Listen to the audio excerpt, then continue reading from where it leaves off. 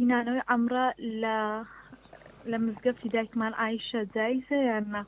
ئەو بۆچێ پرسیار بۆچێ بەڵێ یعنی بۆ ئافرەتێک کەوتۆتە سووڕی مانگانەوە نەیتوانیوە لە کاتی خۆی عومرە بکات دوایی تحللی کردبێت و ئیحرامەکەی نەمابێ ئەنجا بچێت لەوێ بیکاتەوەکو دایکمان عایشە دروستە.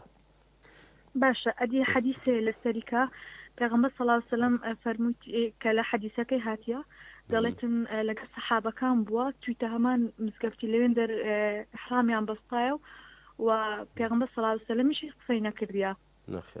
ئەو حەدیثە ضعیفە یانیش صحیح نییە خوشتی من ئەوەی صحیح نییە ئەوەی کە صحیح بارك الله فيك ئەوەیە کە پێغەمبەری خوا عەلەیهی سڵاو وسەلام عائیشەی نارد بۆچی؟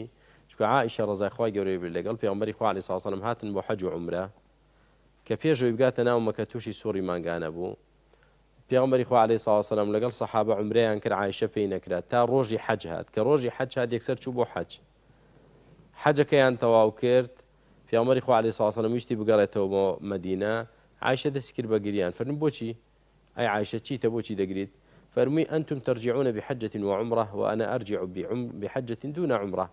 فەرمووی پێغەمبەری خوا عەلەیهی سڵاو وسەلام ئێوە هاتن هەردووشتان بەنسیب بوو عومرەشتان کرد پێش حەجەکە دوایش حەجەکەتان کرد بەس من هاتم پێش حەجەکە هەر لە سووڕی مانگانەدا بووم پاک نەبووم و عومرەم پێ نەکرا بەس حەجم کردووە بۆیە خەمی ئەوەمە.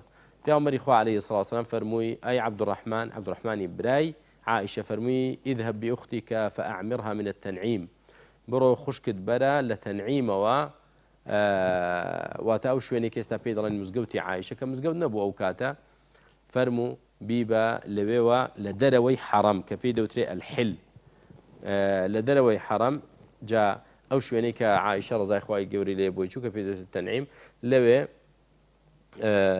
ئەهەلت بالعومرە لەوێ ئیحرامی کردەوە سەر لە نوێ وداخل بۆ هاتە ناو مەکە و عومرەکەی کرد.